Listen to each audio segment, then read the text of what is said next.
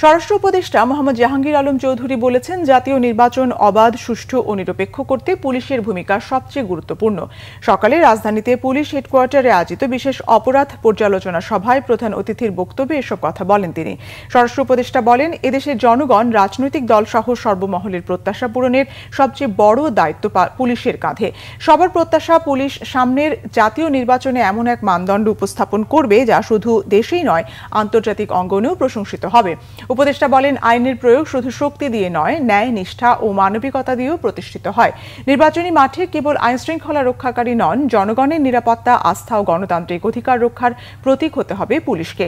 IGP Baharul আলমের সভাপতিত্বে সভায় ভার্চুয়ালি অংশ নেন পুলিশের বিভিন্ন রেঞ্জের ডিআইজি, পুলিশ কমিশনার ও জেলা পুলিশ সুপাররা।